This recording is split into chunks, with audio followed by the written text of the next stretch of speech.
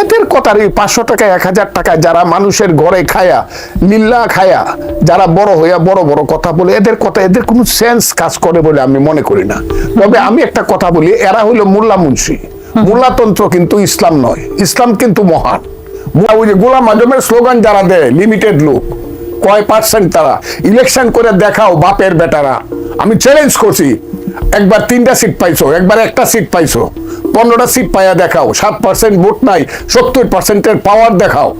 কি না করতেছে তারা, এই দেশটাকে কি ধরনের স্লোগান তারা দিচ্ছে, এই দেশটাকে অন্ধকারে নেওয়ার জন্য, মধ্যযুগে বর্বরতার দিকে নিয়ে যাওয়ার জন্য, যারা মুক্তিযুদ্ধকে অস্বীকার করতে চায়, প্রগতিকে অস্বীকার করতে চায়, যারা দুনিয়াদারিকে ফির দুনিয়া ওয়াফিল আখিরাত, যারা গণতন্ত্রকে অস্বীকার করতে চায়, প্রত্যেকদিন যারা ওয়াজ পড়ে পড়ে হে আল্লাহ এই দেশে যাতে আর কোনোদিন নির্বাচন না হয়, আজীবন জাতি ইউনুস সপ্তাহে মিললে যারা দোয়া করে, যারা মুনাজাত করে, তাদের হাতে দেশটাকে দিয়ে দিতে হবে।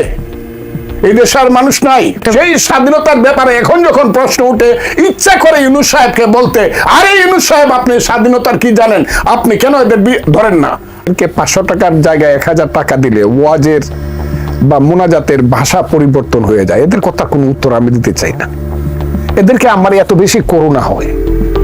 বড় বড় মৌলানা সাহেবরা ইউনুস সুৎখোর, এর চেয়ে মহাপাপী আর কেউ নাই। এখন আসার সময় দেখলাম সেই মৌলানা সাহেবই দোয়া করতেছে, হে আল্লাহ নবীর পরেই যাকে স্থান দিতে হবে সেই ইউনুসের পক্ষে বলেন সবাই আলহামদুলিল্লাহ। মোল্লাতন্ত্র চিরদিন ইসলামকে ছোট করেছে, কাজে এই বাংলাদেশে মোল্লাতন্ত্র হয়েছে আর ধর্মের নামে ব্যবসা শুরু হয়েছে। এই যে ব্যবসায়ীর দল, ধর্মের নামে যারা ব্যবসা করতেছে, তাদের কথার উত্তর দিতে গেলে এই যে তারা হাজারে হাজারে জমা হয় সোহরাওয়ার্দী উদ্যানে, কই থেকে প্রতি শুক্রবার পাইছে আল্লাহর মহান দিন, শুক্রবারের জুম্মার নামাজ পড়েই হাজারে হাজারে ওই মাদ্রাসার ছাত্র পাইছে, গরিব মানুষের সন্তানেরা। আমি আজকে পরিষ্কারভাবে বলতেছি, মাদ্রাসাতে যারা লেখাপড়া করে এরা খুব সাধারণ গরিব ঘরের সন্তান, বেশিরভাগ অন্তত 96-7%। এই ছেলেপেলেরা কিছুই বুঝে না হুজুর ছাড়া। এরা থাকে মাদ্রাসায়, খায় লিল্লার টাকা, এরা মানুষের অনুদানে খায়। নিজের জীবন সম্পর্কে এদের যে ধারণা হয়, সেই ধারণা হলো হুজুর যা বলে তাই শুনতে হবে। হুজুরেরা তাদেরকে কয়েকদিন পরে পরে প্রতি শুক্রবারে অথবা 1 মাস 2 মাস পরে পরে তৌহিদি জনতার নামে, ইসলাম রক্ষা করার নামে সোহরাওয়ার্দী উদ্যানে জামাতে ইসলাম, হেফাজতে ইসলাম তারা এসে যুক্ত হবে। নারী নীতি করা যাবে না, নারী নীতি যারা লেখছে করছে এই নারীরা। আমি তো মনে করি এখন যদি বেগম রুকেয়া থাকতো, আজকের মোল্লা মুন্সিরা তাকে ব্যত্রাঘাত করতো, অথবা তসলিমা নাসরিনের মতো দেশ তারা করতো বেগম রুকেয়ারে। এই কারণে আমি সবসময় বলি, কি করলাম গাজীর গীত গায়া, 5 টাকা কামাই করলাম 1.5 টাকা খায়া। যারা নারীকে, যারা নারী নীতিতে প্রগ্রেসিভ কথা বলে, তাদেরকে যারা বেশ্যা বলে, এদের তো মায়ের পেটে জন্মগ্রহণ করা ঠিক হয় নাই। আমি তো মাকে বলবো এদেরকে পেটে ধারণ করো না মা। বা ইভেন মৌলানা মৌলভী সাহেবদের ঘরে যে মায়েরা বোনেরা, তাদেরকে বলবো তোমরা এদের বাচ্চা পেটে নিও না, এরা তোমাদেরকে খুব ছোট নজরে দেখে। আমি খুব কঠিন কথাগুলো, এই this time once it will come, যে বাংলাদেশের লক্ষ কোটি মহিলা, তারা তো 50%, 18 কোটি মানুষের মধ্যে আমার মা বোনেরা তো 9 কোটি। এই 9 কোটি একদিন রাস্তায় বেরিয়ে এদের বিরুদ্ধে, এদের পাতে ভাত দিব না, এদের জন্য তরকারি রান্না করব না। This time will come. আরেকটা জিনিস আসবে, সেই জিনিসটা হলো যারা ওই যে গোলাম আজমের স্লোগান যারা দেয়, লিমিটেড লোক, কয় পার্সেন্ট তারা, ইলেকশন করে দেখাও বাপের বেটারা। আমি চ্যালেঞ্জ করছি, একবার 3টা সিট পাইছো, একবার একটা সিট পাইছো, 15টা সিট পাইয়া দেখাও, 7% ভোট নাই, 70%-এর পাওয়ার দেখাও। বাজে বাজে কথা বলো, বাজে বাজে স্লোগান দাও। আমি খুব ক্লিয়ারলি তাদের সম্পর্কে পরিষ্কার ভাবে বলতে চাই, না আসো, তুমি ইসলাম চাও, শরীয়ত চাও, শরিয়া আইন চাও, দেশে প্রতিষ্ঠিত করতে চাও, কোরআনকে সংবিধান বানাইতে চাও, তুমি যদি চাও, আপনারা যদি চান, জামাত ইসলাম যদি চান, হেফাজতে ইসলাম, আসেন ইলেকশনে। মানুষ যদি বলে ইয়েস আমরা এই দেশের মানুষ, আমরা এটা চাই, আমি আপনাদেরকে সেলিউট দেব। কিন্তু না করিয়া 7% লোক 70% লোকের পাওয়ার দেখান।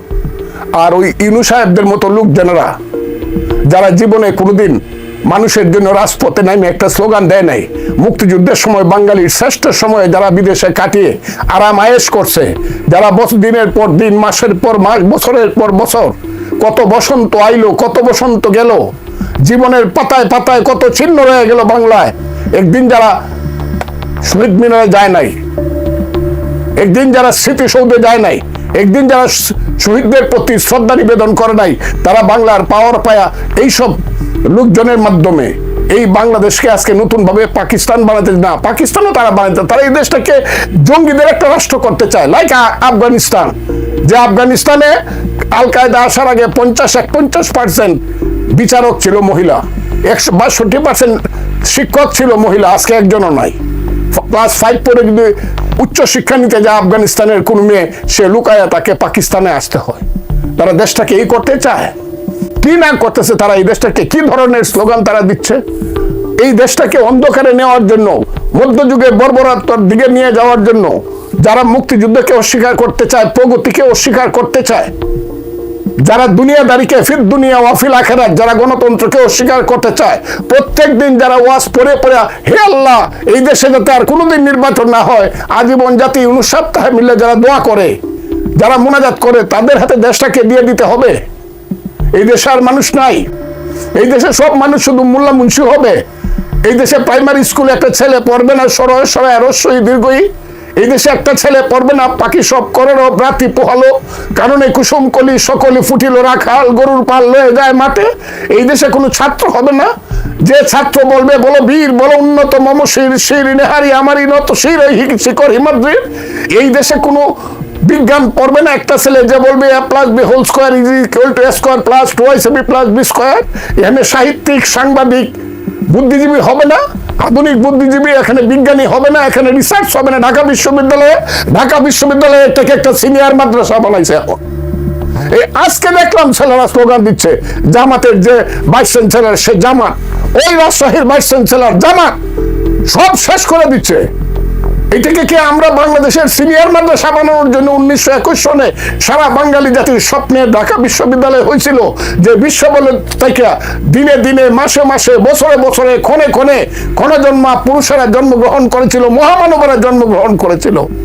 সেই মহামানবদের মধ্যে আজকে এই বাংলায় এমন একটা অবস্থা হয়েছে, তারা সব যেন মরে বেঁচে গেছে, যারা বেঁচে আছে তারা মরে গেছে। আর এখানে এখন তাদের রাজত্ব কায়েম হয়েছে যারা বিশ্বাস করে না আধুনিকতায়, যারা বিশ্বাস করে না বিজ্ঞানে, যারা একদিন বিশ্বাস করতো না চাঁদে মানুষ গেছে কাফের বলতো, যারা একদিন মাইক বাজায় গান বাজায় বিয়া করলে কইতো যে বিয়া সহি বিয়া হয় না, এটা এই বিয়ার সন্তান জারজ হবে, তারা যারা এখন ঘন্টার পর ঘন্টা মাইক বাজায় আজারি সাবরা মৌলানা সাবরা বক্তৃতা করে, এইটার একটা ব্যাখ্যাও দেয় না যে আগে কেন এটা কইছিলেন। এই যে দেশ, এই দেশটা সৃষ্টি করার জন্য তো আমরা যুদ্ধ করি নাই। আমি যখন যুদ্ধে যাই আপনি শুনবেন আমি কেন সব কথা বলি, আমার বয়স তখন 23 বছর। এর আগে 10 বছর আগে থেকে আমি পলিটিক্স করি, স্লোগান শিখছি, তোমার আমার ঠিকানা পদ্মা মেঘনা যমুনা। জেলের পর জেলে গেছি, মাসের পর মাস পাকিস্তান আমলে। খুব ছোট ছেলে ছিলাম না, মুক্তিযুদ্ধের সময় MA ফাইনাল ইয়ারে পড়ি ঢাকা বিশ্ববিদ্যালয়ে, 116 নম্বর ইকবাল হলে থাকি। এই সিরাজুল আলম খান, এই যে হারামজাদা আওয়ামী লীগের ক্ষমতায় থাকতে শেখ হাসিনা, যাদের মধ্যে কোনো ধরনের কৃতজ্ঞতা বোধ ছিল না, সিরাজুল আলম খান মরার পরে একটা শোক প্রস্তাব পর্যন্ত নেয় নাই। সেই সিরাজুল আলম খান তৎকালীন বাংলাদেশের শ্রেষ্ঠ রবীন্দ্রসঙ্গীত শিল্পী জাহিদুর রহিমকে ডাকে আইনা বললেন, জাহিদ ভাই এই গানটা গান তো আমার সোনার বাংলা আমি তোমায় ভালোবাসি, এটার আমি ফজলুর রহমান সাক্ষী। এই গানটা জাহিদুর রহিম গাইলো, তারপরে গাইলো গান তো ধনে ধান্যে পুষ্পে ভরা আমাদেরই বসুন্ধরা। এগুলা কইলে পরে কান্না আসে এখন। গান তো গাওয়ার পরে করলে গান দুইটাই চমৎকার, কিন্তু এই গানটা হলো বিশ্বকবি রবীন্দ্রনাথ ঠাকুরের, এটাকে আমরা জাতীয় সঙ্গীত হিসাবে সিলেক্ট করি। It is in the year 1970, 1971 সন না 70 সনে। ওই যে এই শিবনারায়ণ ছাত্রলীগের কর্মী, কুমিল্লা নেতা শিবনারায়ণ দাস, শিবনারায়ণ তুই কি পতাকাটা আঁকতে পারবি নি? 1 তারিখ স্বাধীনতার পতাকা দেখতো, লাল সবুজের পতাকা, উপরে থাকবে বাংলাদেশের ম্যাপ, না হলে ইন্ডিয়ানরা আমাদেরকে ভুল বুঝবে। সেই ছিল শিবনারায়ণ দাস, নিউ মার্কেট থেকে কাপড় কিনে আই না, সারাদিনে আনোয়ারা হোটেলে 6 আনার ভাত খায়া এই পতাকাটা আছে। পরের দিন 2 তারিখে এই পতাকাটা আসমরক আব্দুর রব ডাকসুর ভিপি তার নেতৃত্বে ঢাকা বিশ্ববিদ্যালয়ে তোলা হয়েছে। হাজার হাজার ছাত্র নুরে আলম সিদ্দিকীর বক্তৃতা শুনলে বঙ্গোপসাগরের ঢেউ উজান যেত। সেই সব ছাত্র নেতা ছিল, এইসব ছাত্র নেতা না যাদের বাড়িতে গড় নাই দোয়ার নাই, মানুষ আছে রাও নাই কয় আমাদের দেশে। এইসব ছাত্র নেতারা ভিক্ষুকের ছেলে না যে দিনে দিনে 400 কোটি টাকার মালিক 4 মাসে হয়ে যায়, এরা না। নূর আলম সিদ্দিকী হওয়া তো সোজা না, তুফাইল আহমদ হওয়া তো সোজা না। স্বাধীনতার পরে অনেক নেতা হয়েছে, আমাদের বন্ধুরা নেতা হয়েছে, আমরাও কিছু রাজনীতি করছি, ছাত্র রাজনীতি। আমি কেন বলি, এই যে যুদ্ধটা হয়েছে এত সহজ না। কত মায়ের বুক খালি হয়েছে, কত বাবা সন্তান হারা হয়েছে, কত মা স্বামী হারা হয়েছে, কত বাড়ি ঘর পরে সরকার হয়েছে। আমার এলাকাতে 36 নামে একটা গ্রাম ছিল, আমার বাড়ির থেকে 2 কিলোমিটার দূরে। সেই গ্রামের একদিনে পাক বাহিনী 400 মানুষকে গুলি করে মারছে। সেই স্বাধীনতার ব্যাপারে এখন যখন প্রশ্ন উঠে, ইচ্ছা করে ইউনূস সাহেবকে বলতে, আরে ইউনূস সাহেব আপনি স্বাধীনতার কি জানেন, আপনি কেন এদের ধরেন না? আপনি তাদেরকে হয় ধরেন, না হলে আপনাকে মানুষ বলবে আপনি তাদের সাথী। আমি আরেকটা কথা বলিয়া, আমাকে একটু সুযোগ দেন। ওনারা মৌলানা সাহেবদেরকে এত হাজার হাজার মানুষ জমা হওয়ার সুযোগ দেয়। আমরা যদি মুক্তিযোদ্ধারা বলি, এখন তো জীবিত আছি, বয়স 77, আমরা যদি বলি হ্যাঁ জাগো 71, জাগো 71, আমরাও বসবো। ইউনূস সাহেব আমাদেরকে আপনি বসা, আমাদেরকেও ঠান্ডা পানি খাওয়ান। দেখি তো সোহরাওয়ার্দী উদ্যানে অথবা প্রেস ক্লাবের সামনে কত মুক্তিযোদ্ধা আছে। আপনি মনে করছেন মাত্র 1 লাখ মুক্তিযোদ্ধা জীবিত আছে? না, 17 থেকে 17 কোটি 50 লক্ষ মুক্তিযোদ্ধা।